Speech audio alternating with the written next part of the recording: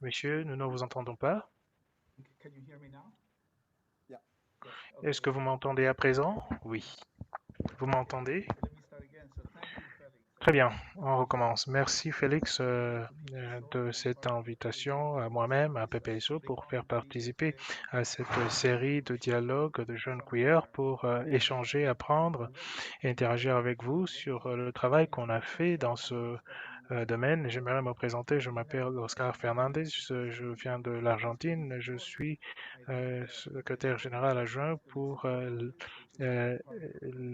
le bureau euh, de la consolidation de la paix au niveau du département ou du bureau chargé des affaires liées à la consolidation de la paix dans le contexte du besoin d'appuyer davantage les efforts de consolidation de la paix, mais aussi de mobiliser l'appui international pour ces efforts nationaux de consolidation de la paix. Donc, ce bureau appuie le secrétariat auprès de la commission chargée de la consolidation de la paix. C'est un organe qui réunit, qui offre des conseils au Conseil de sécurité, euh, et aussi aux autres organes. Nous travaillons sur les résolutions sur les jeunes, la paix et la sécurité il y a quelques années.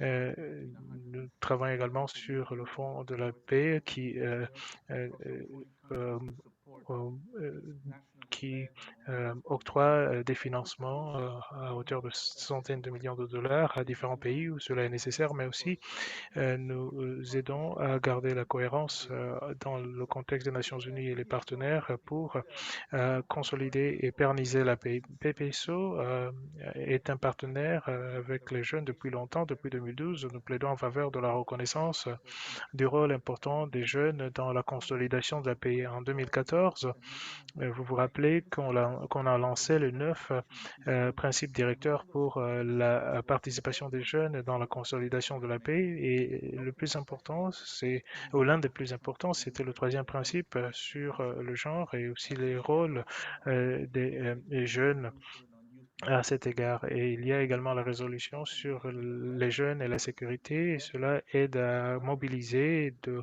ramener ensemble les différents acteurs pour collaborer, créer des outils en vue d'accélérer la mise en œuvre de ce programme. Le mouvement, comme vous l'avez appelé au départ, au sein des Nations Unies, est très appuyé par trois résolutions du Conseil de sécurité et un rapport indépendant et un rapport du secrétaire général a été établi sur cette question pendant quelques années. Nous avons appuyé le rôle actif des jeunes, des organisations des jeunes dans les processus, dans les initiatives de consolidation de la paix. J'aimerais m'arrêter là euh, pour que vous puissiez me dire le type de questions que je vais aborder. Merci beaucoup.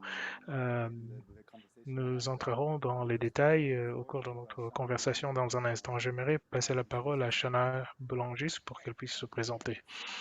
Merci Félix. Bonjour tous, je m'appelle Shama. Et, et, euh, Mon surnom c'est Chat et Chat c'est un surnom qui est euh, qui s'applique aux femmes et aux hommes. Nous travaillons notamment sur l'égalité hommes-femmes. Aux Philippines, j'ai cofondé et je co-dirige euh, le réseau de trans, queer et transsexuels ici et nous travaillons notamment à promouvoir les droits de la communauté LGBTIQ. J'aimerais commencer avec une question qui va nous aider à démarrer. Nous sommes tous d'accord qu'une approche axée sur les intersections est nécessaire pour réaliser les ODD. Toutefois, ça pourrait ne pas être clair la manière dont cela euh, s'exprime dans différents espaces. Est-ce que vous pouvez expliquer la manière dont le Bureau de consolidation de la paix appréhende l'intersectionnalité entre les différents agendas et l'agenda 2030 dans le contexte de votre travail? Je pense que le mot intersectionnalité définit le rôle et l'existence de l'équipe PPSO. Notre mandat est d'appuyer l'inclusivité et euh, la mise en place d'efforts et de programmes de consolidation de la paix nationaux au niveau mondial. L'intersectionnalité, c'est très important pour la consolidation et la pérennisation de la paix. Si on n'a pas les bonnes conditions qui abordent le bien-être social, environnemental et personnel, c'est plus compliqué. Nous avons constaté que les conflits sont devenus plus complexes, qui ont des facteurs multidimensionnels qui s'appuient mutuellement, y compris la COVID-19, le climat, les inégalités, l'exclusion. Pour réaliser la paix, donc, on a besoin d'aborder le structurel, le social, le culturel, le politique, mais aussi la violence écologique qu'on constate autour de nous.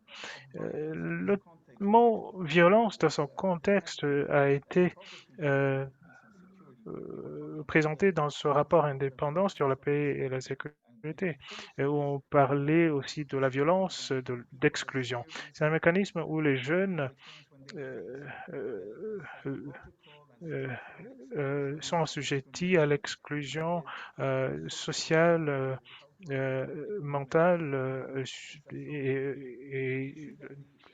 sur le plan économique et culturel et autres. Donc, nous constatons que ce type d'exclusion de jeunes est à différents niveaux, surtout les jeunes LGBTIQ.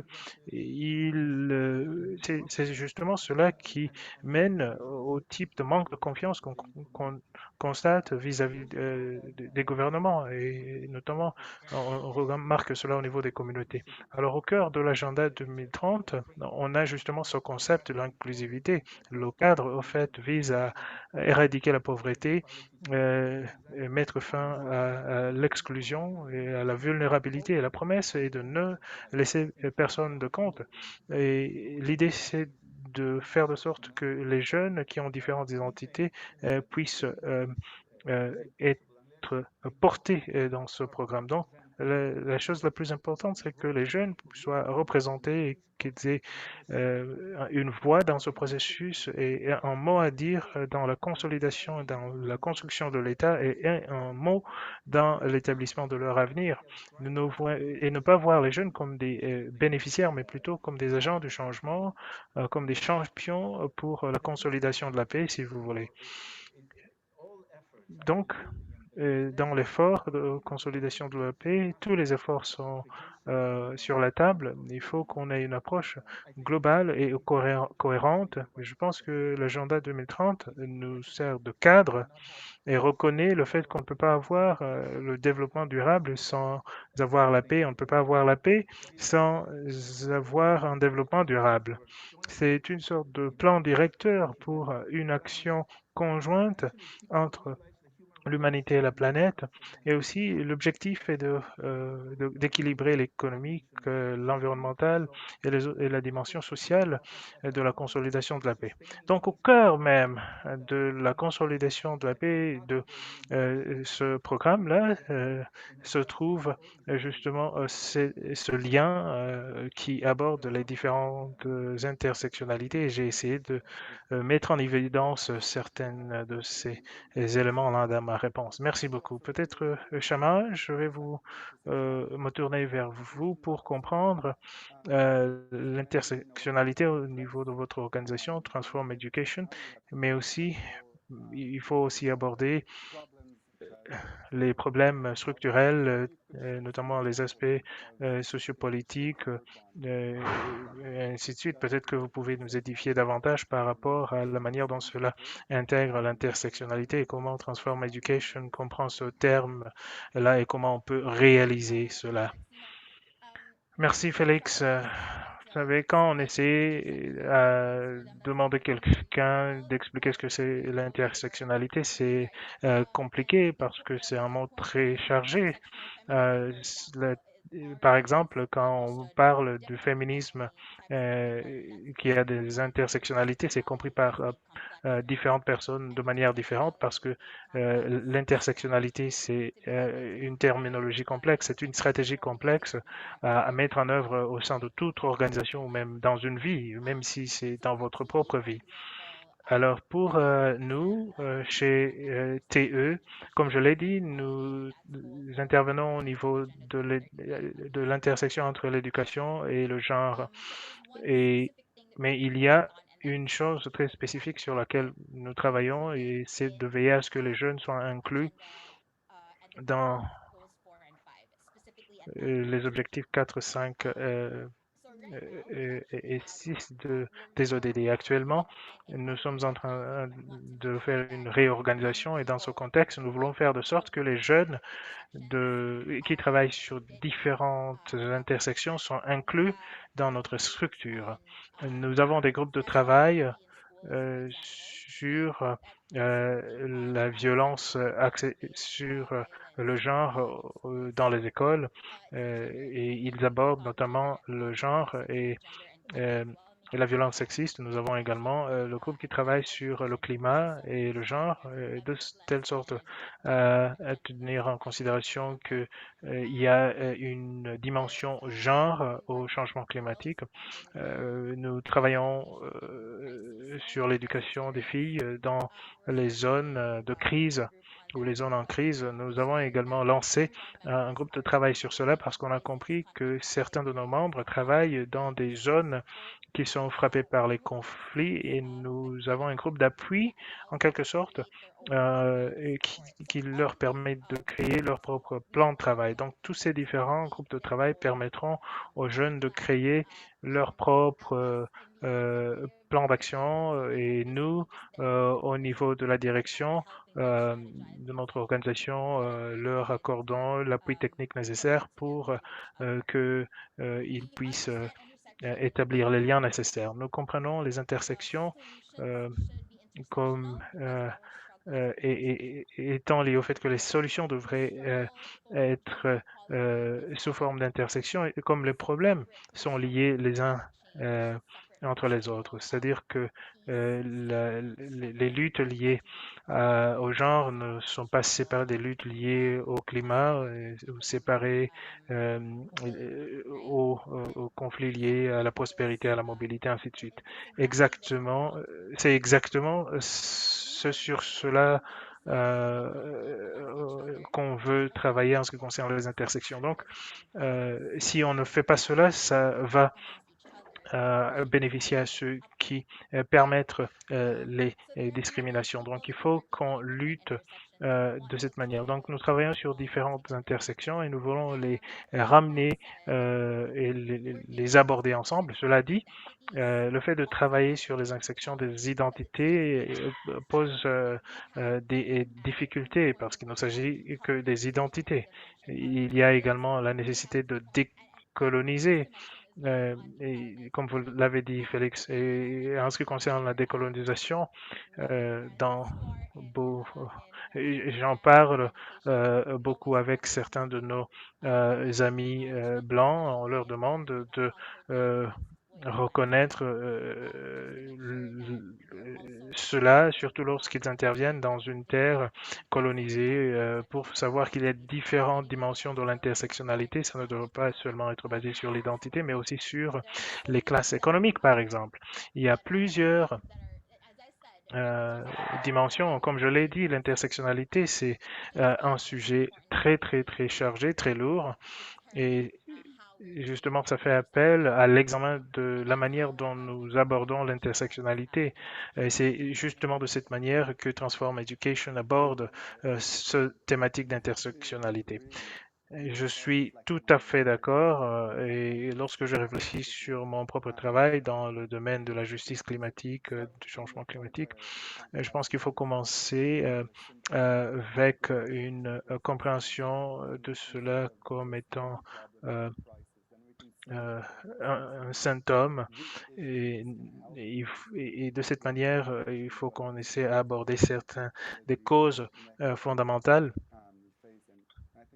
et et je pense qu'il est important pour nous, du moins dans le domaine de l'écologie, qu'on peut et qu'on devrait aborder les questions systémiques et non pas tout simplement parler des véhicules électriques et des technologies.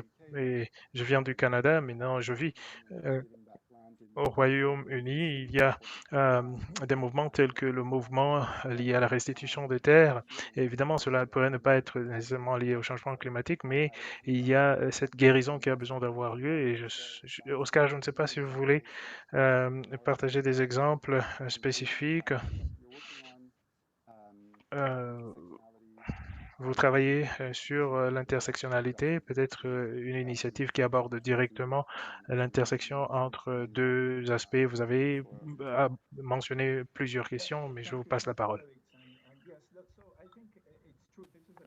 Merci, Félix. C'est un grand défi à relever.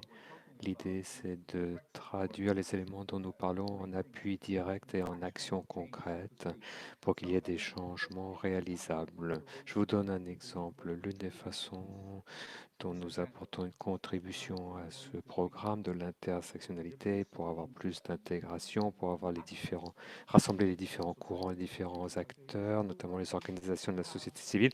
C'est par l'intermédiaire d'une initiative annuelle de promotion de la jeunesse, un appel lancé pour recevoir des propositions du monde entier.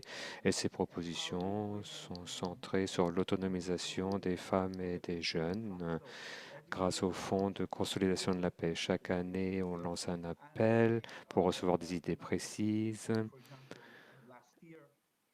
Et l'année dernière, par exemple, en réponse à l'appel à l'action du secrétaire général pour les droits humains, nous avons décidé de nous concentrer sur la promotion des droits humains et la protection des jeunes agents de consolidation de la paix et les défenseurs des droits humains. Nous avons lancé un appel précis pour des initiatives qui permettraient d'aborder la protection et l'appui en faveur des jeunes LGBTIQ et les initiatives dans ce domaine. Je pense que c'est assez révolutionnaire. Une grande partie de ce programme nécessite des ressources qui nous permettent d'aller au-delà de l'analyse et de la description, de toutes les mesures qu'il faut prendre, mais il y a en fait des investissements concrets dans ces activités. L'année dernière, par exemple, on a approuvé 9 millions de dollars pour 7 programmes dans des pays tels que la RDC, El Salvador, le Libéria, le Honduras, Sri Lanka, Colombie et Madagascar.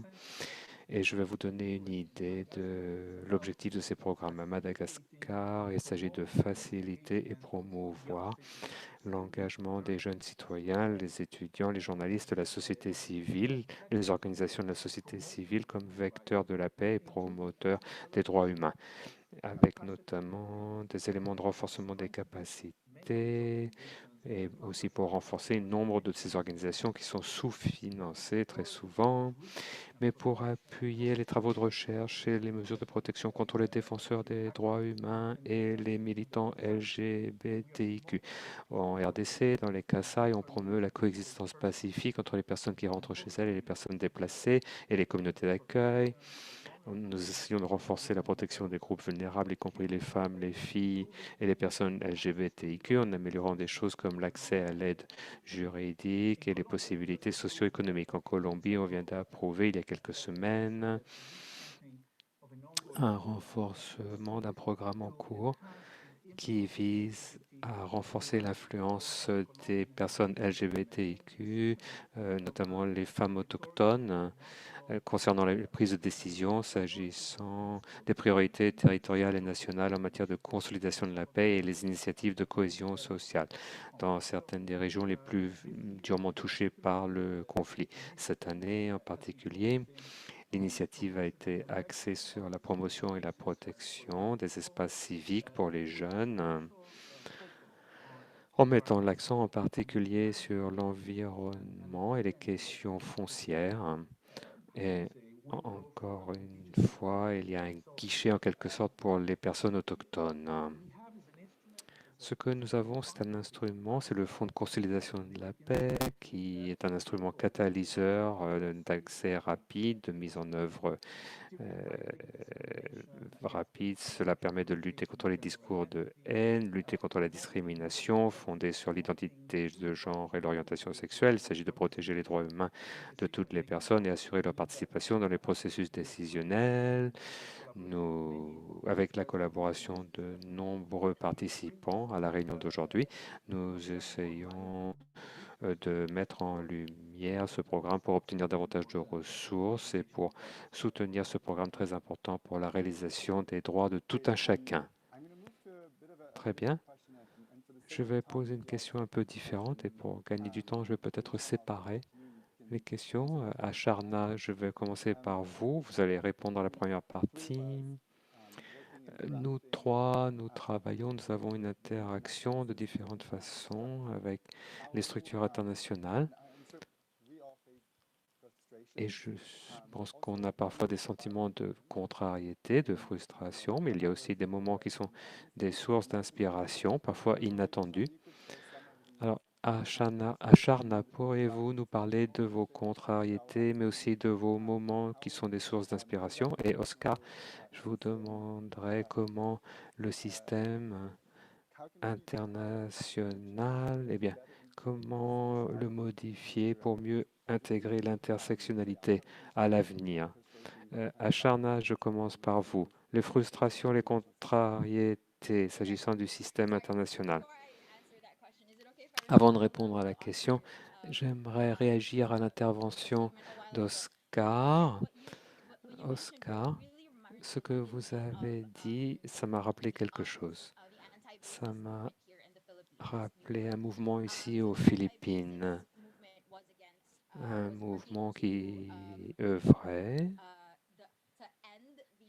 pour mettre fin à l'occupation des bases américaines à Subic. Je ne sais pas où il y a d'autres bases, mais à Subic et à Angeles, avec des bases des États-Unis. L'un des principaux partenaires, c'était le mouvement féministe. Et ces militants ont gagné, en fait. À un moment donné, en tout cas, le mouvement féministe, le mouvement des femmes ont souligné les récits de nombreuses femmes qui vivaient juste à l'extérieur des bases et comment les bases ont contribué au secteur des divertissements et loisirs qui exploitent les corps des femmes. Et il y a tant de femmes et de corps féminins qui ont disparu à cause de la violence qui émane de ces bases militaires des États-Unis. Et ça a été couronné de succès à l'époque. Maintenant, l'élan est un peu retombé, mais cela me rappelle encore une fois à quel point l'intersectionnalité est importante. Le mouvement LGBTIQ a remporté des succès car il y a de nombreuses identités qui se recoupent au sein du mouvement. Pour ce qui est du plaidoyer pour le climat, la paix de la part des personnes LGBTIQ, il s'agit de lutter pour la survie. Et la paix, le plaidoyer pour le climat, c'est pour qu'on puisse tous survivre et les personnes LGBTIQ luttent pour s'épanouir et vivre leur propre vie. C'est pour cela que l'intersectionnalité est très importante. Lorsqu'on travaille sur ces questions au niveau local, par exemple, les jeunes queer luttent contre le gouvernement dans ma ville et contre le pouvoir municipal pour qu'il n'y ait pas d'incidence sur la pêche et sur d'autres secteurs de l'économie. Et on essaye de diffuser les récits. Et cela est de plus en plus intégré dans les programmes principaux. Au niveau international, il y a de nombreuses difficultés dans les campagnes de plaidoyer. Par exemple, il y a les jeunes qui ne sont que des symboles. Nous, on a besoin d'un jeune symbolique, on a besoin d'une femme pour faire ceci, on a besoin d'un pêcheur pour faire cela.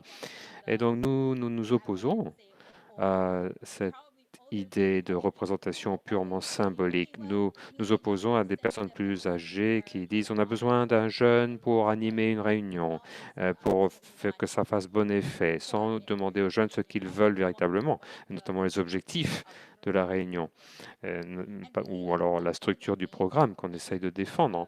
Et ça, c'est l'un des principaux problèmes. Au niveau local, et sans doute qu'au niveau les plus élevés, notamment au niveau international, j'imagine que c'est également une source de difficulté. Les jeunes qui s'assoient à la table Mais ensuite, que se passe-t-il? Il n'y a pas beaucoup de redevabilité par rapport aux recommandations présentées par les jeunes.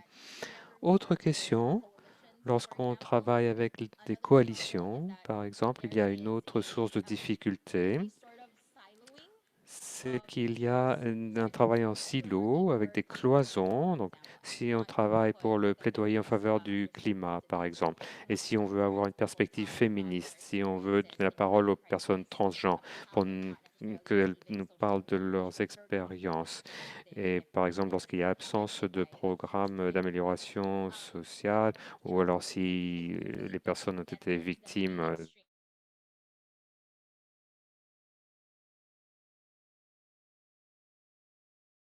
en faveur du climat, et il y a différentes identités qui sont en coulisses. C'est toujours difficile de braquer les projecteurs sur cela. On travaille sur l'intersectionnalité, c'est très récent comme notion. Nous pratiquons cela et au fur et à mesure on apprend. Et parfois, on modifie nos réflexions. Nous essayons tous d'apprendre pour voir comment cela fonctionne. Et nous devons simplement être honnêtes et francs avec nous-mêmes. Quelles sont les choses que nous ne connaissons pas, les choses que nous connaissons, les choses qu'on doit laisser de côté, même si on les a apprises. Oscar, est-ce que vous souhaitez réagir à cela? Non, c'est très intéressant, c'est une discussion passionnante.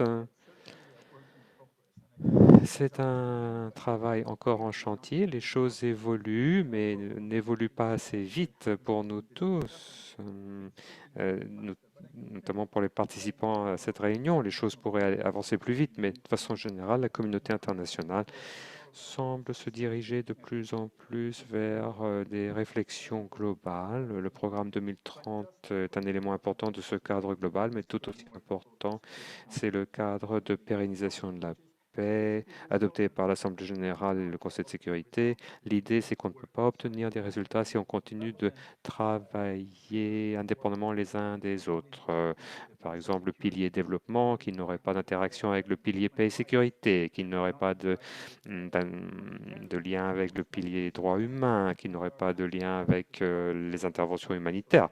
À ce moment-là, ce travail en silo aggrave les problèmes. Il faut abattre les cloisons, l'intersectionnalité est donc très importante, et au sein des Nations Unies, dans les rapports initiatives du secrétaire général, avec certaines résolutions du Conseil de sécurité, avec le travail de la Commission de consolidation de la paix, petit à petit, nous abordons les questions portant sur l'intersectionnalité. Je dirais que le défi le plus important, très souvent, et on a déjà parlé des ressources, c'est la façon dont nous programmons les ressources, et il ne s'agit pas toujours de créer des intersectionnalités. Généralement, les ressources sont ventilées, limitées, périmétrées pour des initiatives très précises, et ça ne fait pas toujours partie d'un tout cohérent. Et donc, nous, au Bureau d'appui à la conciliation de la paix, grâce au Fonds de conciliation de la paix, nous pensons donner des mesures d'incitation pour ce type d'investissement dans les initiatives locales, les analyses locales, les coalitions, les mouvements locaux qui essayent d'examiner les liens entre les processus de paix, la lutte contre la violence, les impacts environnementaux, la COVID, le développement, l'exclusion économique, les inégalités, etc. Essayer de remédier aux griefs causés par la marginalisation et investir dans ces activités. Cela représente une immense valeur ajoutée avec ce petit instrument qui s'appelle le Fonds de consolidation de la paix. Il faudrait pouvoir travailler à un niveau beaucoup plus grand, à plus grande échelle. J'ai parlé de 9 millions de dollars. On a besoin de beaucoup plus de ressources. Mais comment obtenir ces ressources supplémentaires? Comment créer un espace nous permettant d'avoir ces années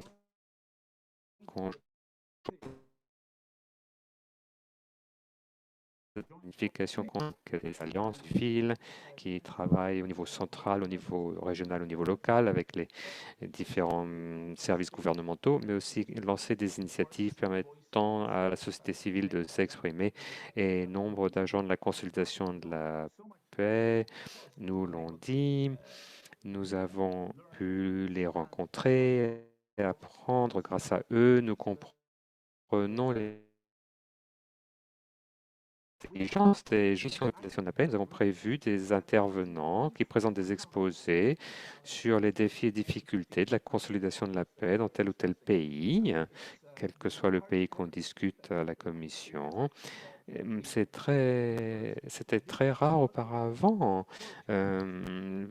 alors que ces intervenants parlaient des difficultés essentielles auxquelles ils se heurtent. Je sais qu'il nous reste très peu de temps, mais pour être bref, je dirais que les choses évoluent. Nous créons de meilleurs partenariats. Les ressources doivent être augmentées et les espaces de dialogue élargis.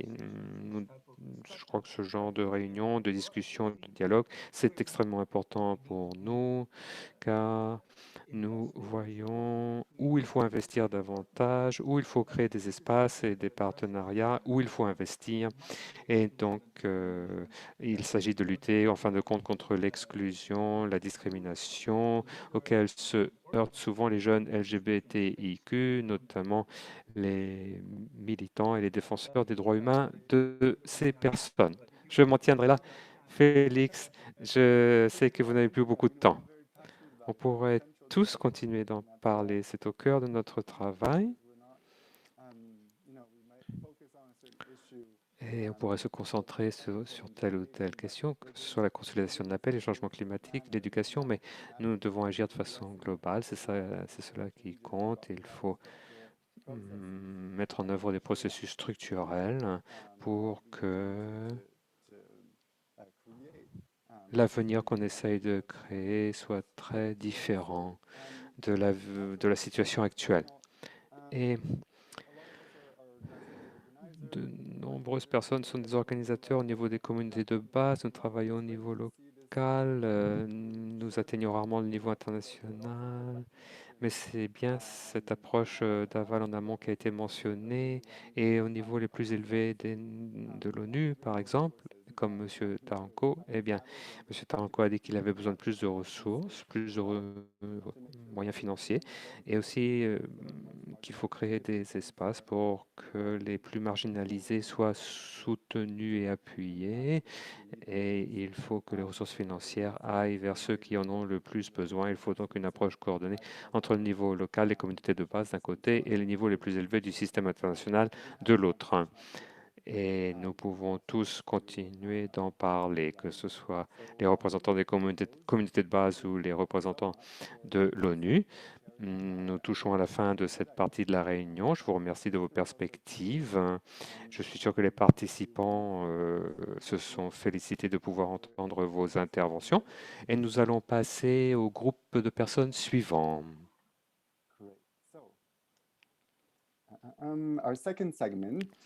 C'est la deuxième partie de la réunion qui s'appelle les jeunes intersectionnels en action, changement climatique, habitat et consolidation de la paix.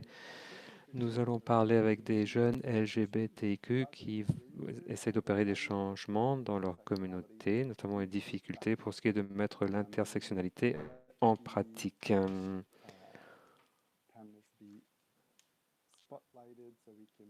Et nous allons donner la parole aux différents intervenants.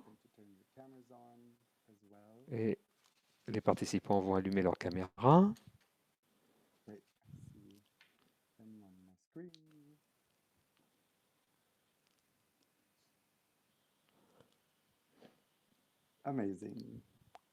Très bien. Les intervenants vont se présenter. Gabi, nous allons commencer avec vous, si vous êtes prêt. Oui, m'entendez-vous? Très bien.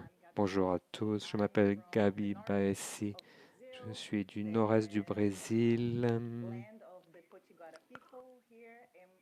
la terre des Pochunaga, et je suis une personne transgenre non binaire.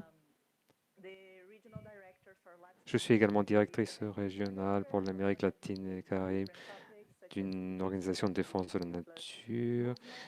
J'ai participé à des mouvements LGBTIQ+. J'ai défendu la nature. Ça a toujours fait partie de ma vie au quotidien. C'est un plaisir que de participer à la réunion d'aujourd'hui pour pouvoir discuter une question très importante à mes yeux, une question très importante pour tous les autres programmes, tous les autres sujets dont nous parlons. Merci Gabi. Je me félicite de retrouver une collègue. Jorge, je vous laisse vous présenter. Bonjour à tous. Je m'appelle Jorge. Je suis de Quito en Équateur. Je suis membre de plusieurs groupes militants. L'un s'appelle Oui, nous sommes unis et l'autre, c'est un groupe qu'on est en train de constituer. Mon expérience de militantisme a commencé il y a 10 ans. J'ai lutté pour l'égalité des droits, pour les mariages civils, pour les personnes LGBTIQ en Équateur. Et puis, progressivement, j'ai commencé un militantisme écologique. Comme Shamala l'a dit, ces deux questions sont étroitement liées entre elles. Voilà qui je suis et je suis heureux de participer à cette réunion.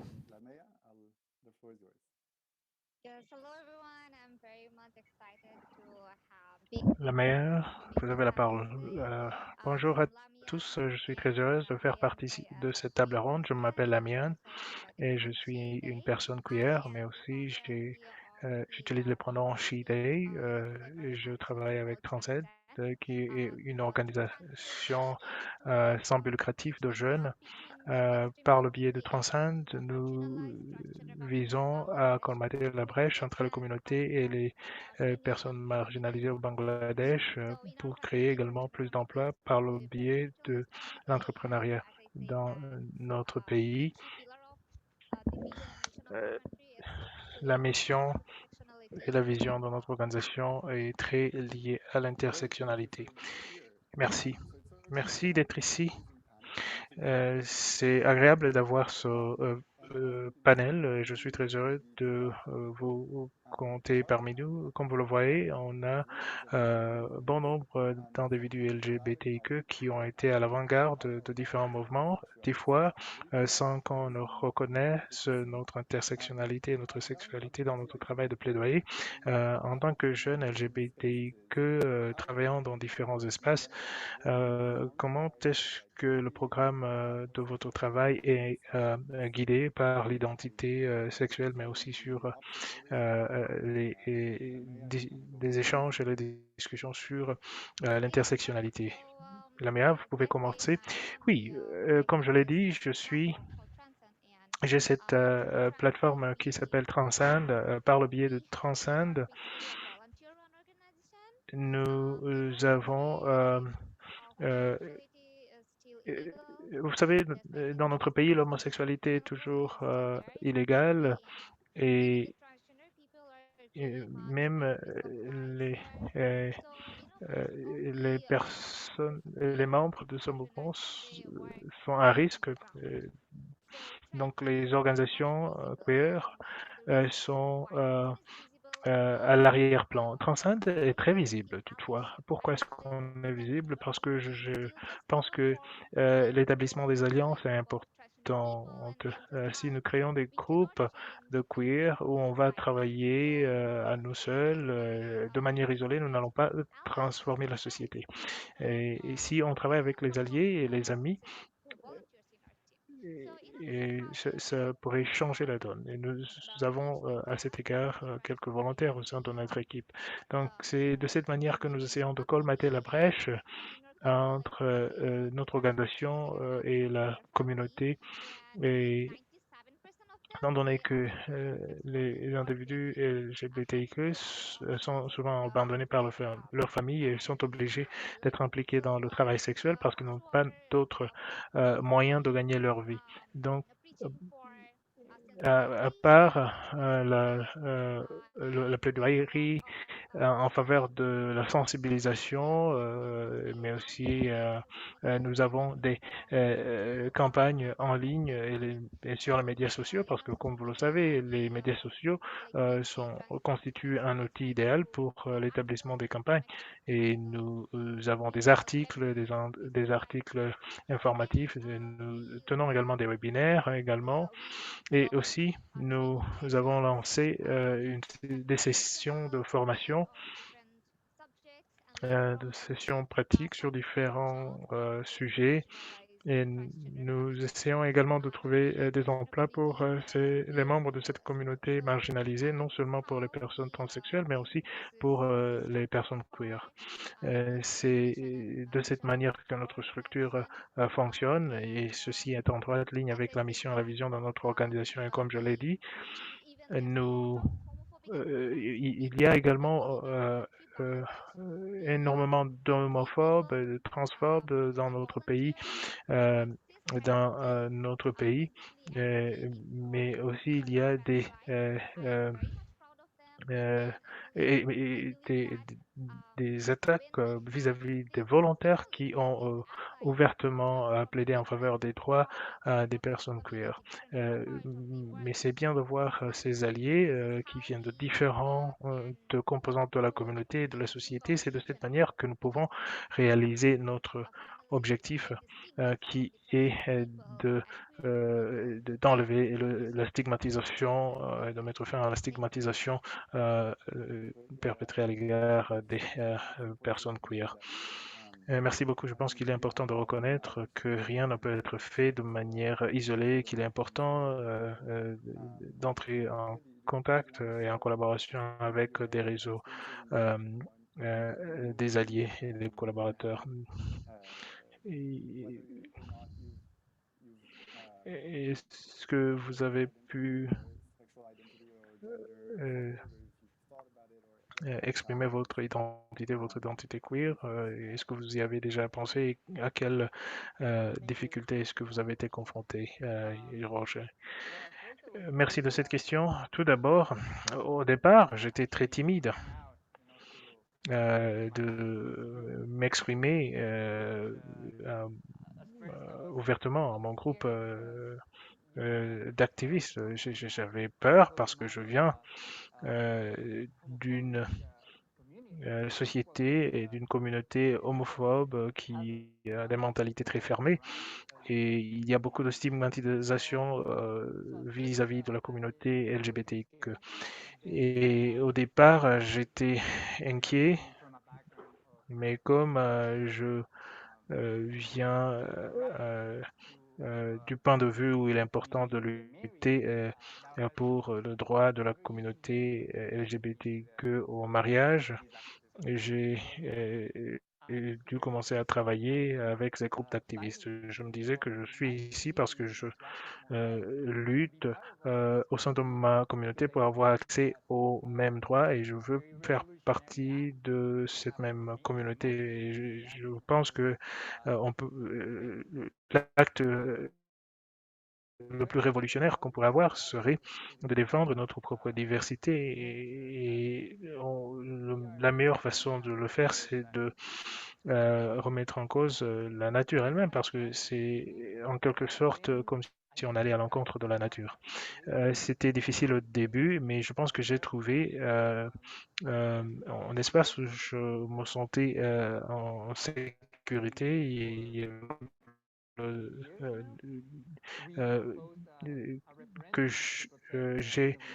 auquel j'ai adhéré il y a 8 ans et l'idée était de protéger l'une des zones qui ont le plus de biodiversité au niveau mondial.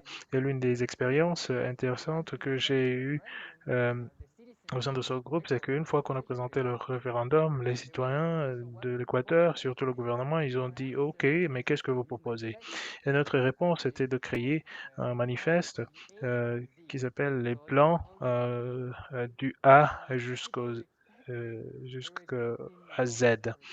Ils s'attendaient à ce qu'on écrive qu'il faut accroître les impôts, ainsi de suite. Mais au fait, ce dont on a parlé, c'est qu'il faut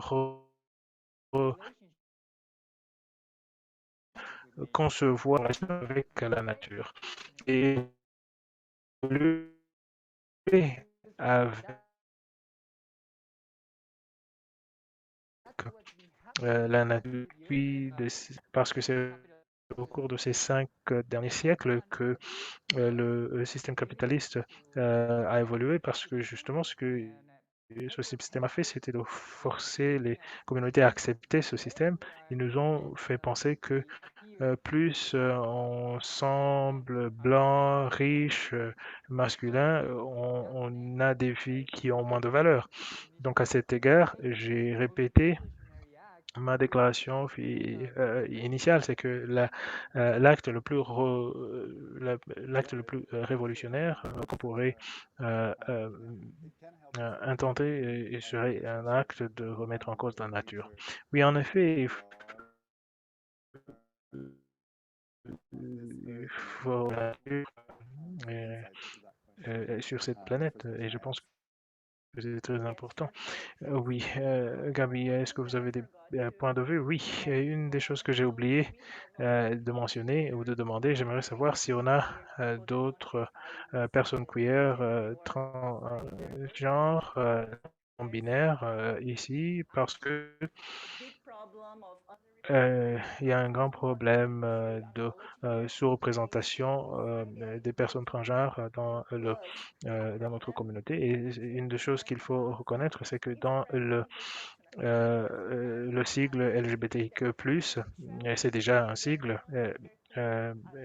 qui a des intersectionnalités, mais aussi on a d'autres composantes, sous-composantes, on a différentes sous-entités de genre. Donc les questions, même s'il y a des intersections entre ces différentes catégories, il faut reconnaître leurs différences et leurs divergences quand on parle des expériences. Parce qu'actuellement, dans la plupart des pays, d'ailleurs en 2019, c'est l'année où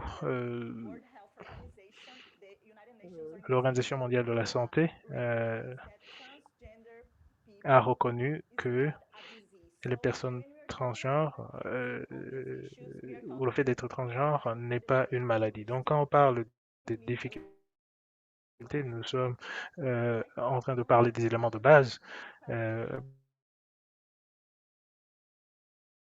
Parce qu'actuellement, on n'a même pas de données sur certains transgenres qu'on a au niveau mission, quelles sont les données rapport à cette catégorie, l'âge moyen d'une personne transgenre. Bon, on n'a pas ce genre de données, mais d'une façon générale, aux États-Unis, au Brésil, c'est environ 35 ans. Donc, quand on aborde cette question, il faut parler de la manière dont on peut aborder ces questions maintenant, parce qu'en tant que personne transgenre, je ne sais pas euh, euh, quelle est mon espérance de vie avec ou étant donné la violence à laquelle on est confronté autour du monde. Donc, quand on parle de l'agenda LGBTQ+, dans le contexte de l'agenda lié au changement climatique, je pense qu'il y a beaucoup à dire parce que c'est quelque chose qui n'a pas vraiment été abordé dans plusieurs espaces.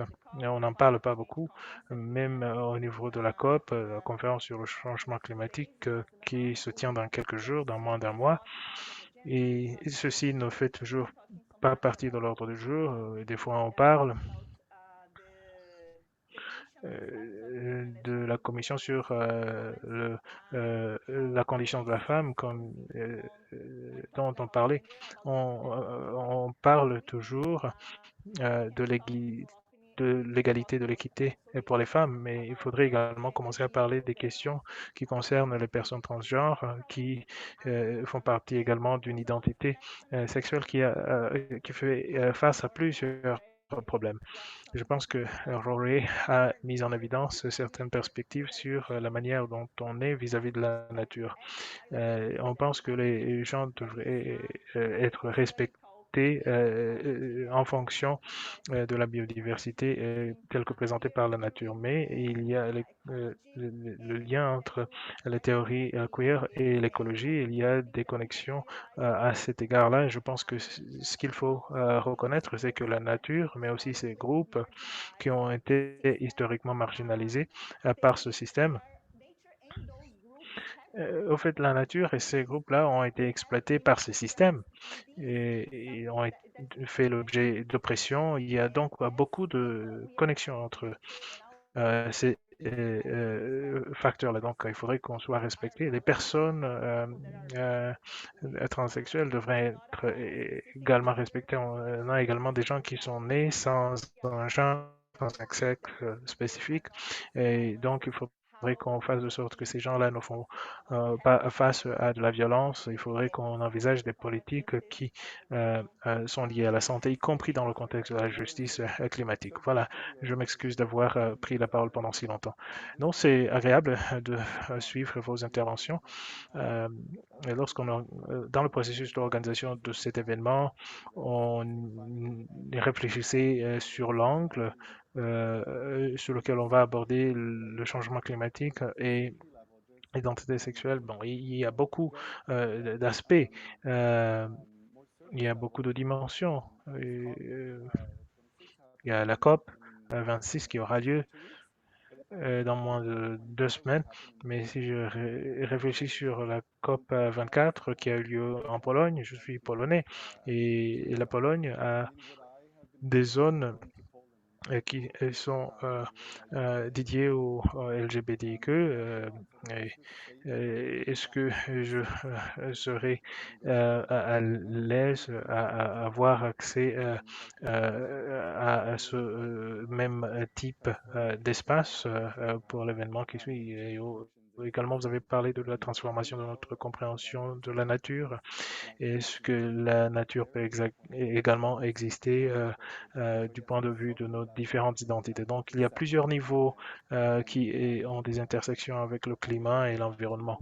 Peut-être que je vais passer à certains des défis auxquels vous êtes confrontés lorsque vous essayez d'intégrer l'intersectionnalité dans votre travail et aussi certaines des solutions. Vous avez tous mis en évidence certaines des solutions, mais si on se tourne vers l'avenir, comment est-ce que nos mouvements, notamment les mouvements liés au LGBTQ et les mouvements écologistes, comment est-ce qu'on pourrait interagir avec les autres mouvements, le mouvement Black Lives Matter, ainsi de suite? Comment est-ce qu'on pourrait mobiliser les effectifs pour pouvoir aborder ensemble nos difficultés? Je sais que c'est une question très vaste, mais vous pouvez prendre quelques minutes pour réfléchir sur certains de ces défis et aussi des solutions que vous pouvez proposer en se tournant vers l'avenir.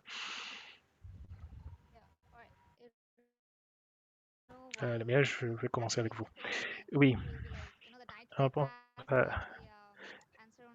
vous savez,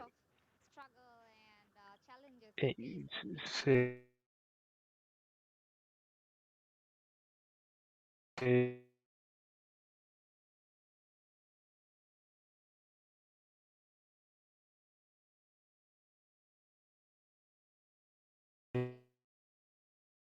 en ce qui concerne les défis, il y en a. Et ici à Bangui, donc on utilise d'autres terminologies. On ne peut pas utiliser le symbole de l'arc-en-ciel. Donc, la plupart des personnes ici dans le pays sont très homophobes.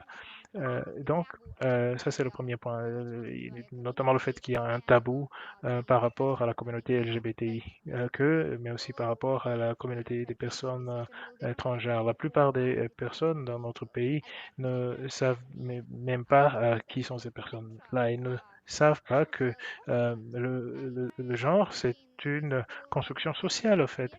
À l'école, on nous enseigne que le genre est binaire et les gens n'ont aucune idée sur cela et croient que les personnes intersexuelles et les personnes transgenres sont la même chose.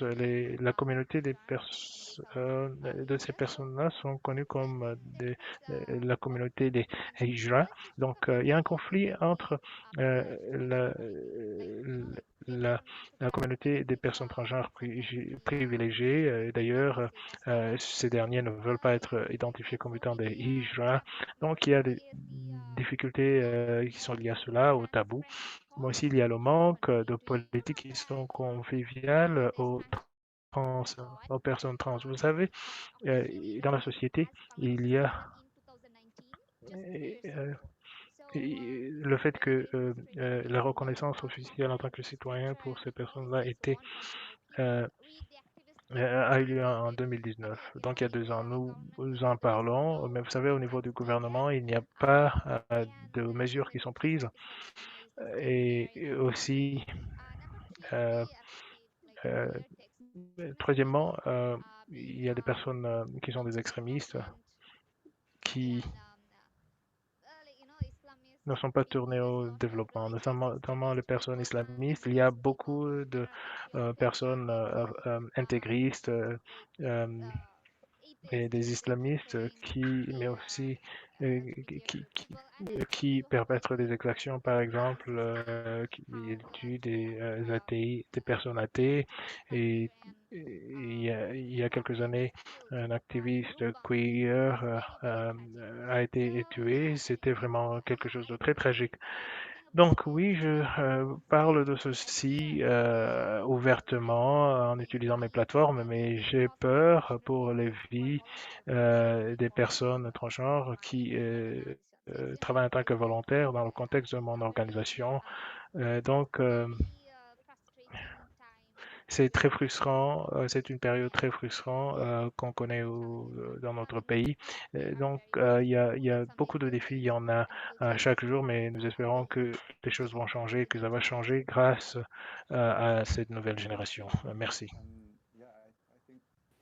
Je vous remercie. Il faut beaucoup de résilience. Ce serait bien de ne pas avoir à dépenser tant d'énergie dans notre vie au quotidien. On pourrait utiliser cette résilience pour des activités plus productives. Nous dépensons beaucoup d'énergie. Gabi? Oui,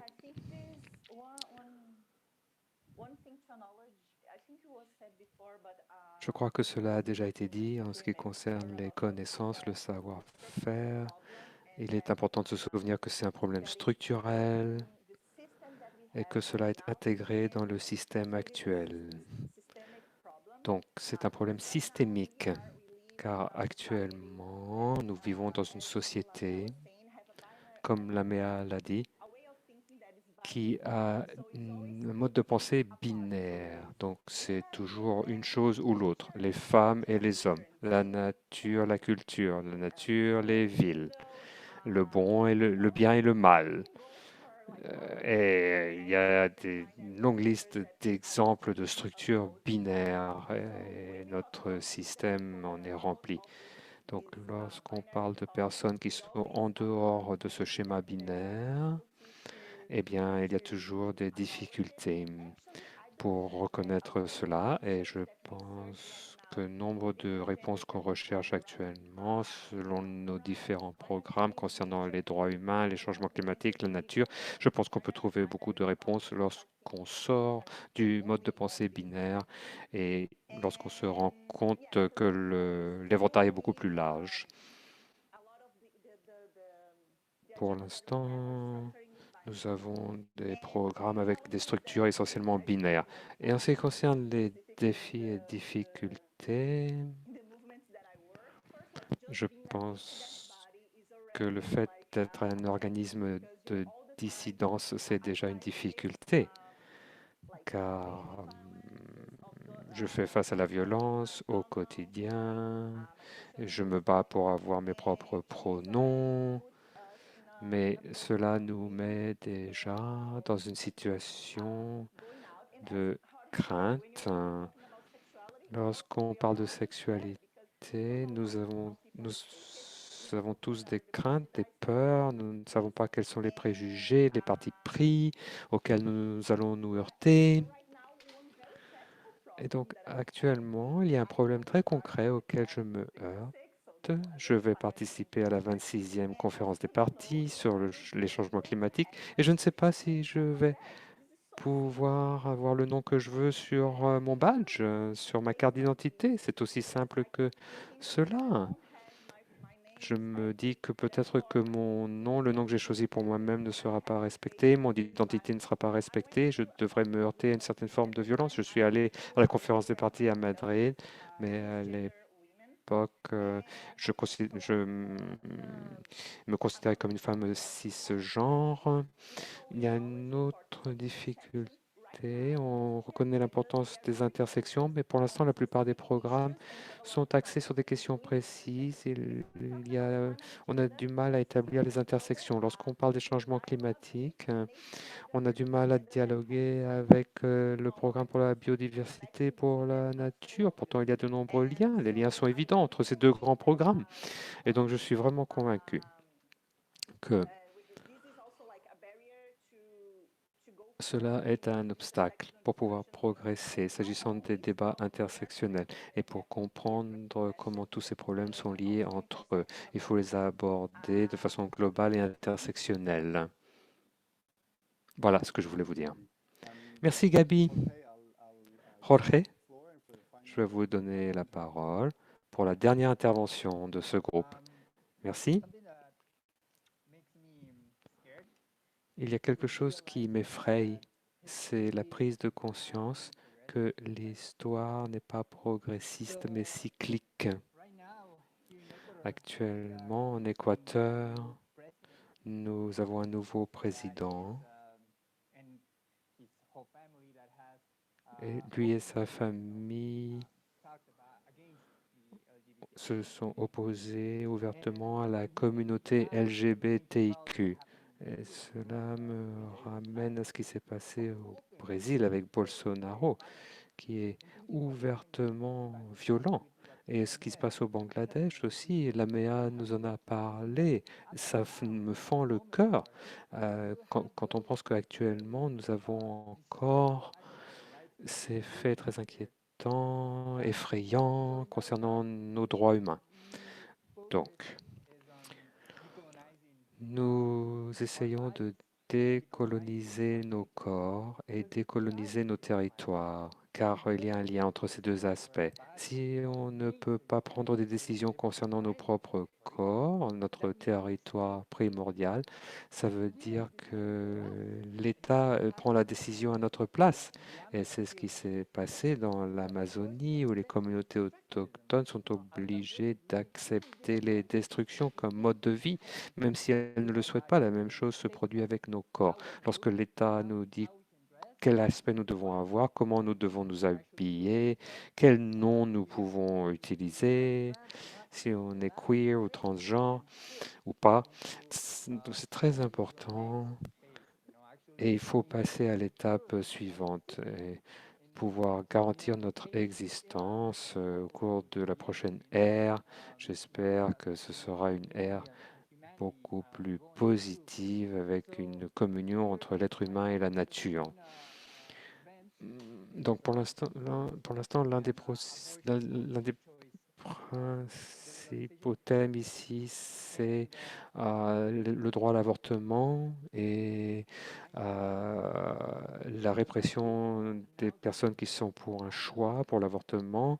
Il y a eu une grande annonce il y a peu de temps, après des décennies, l'avortement après un viol a été enfin approuvé.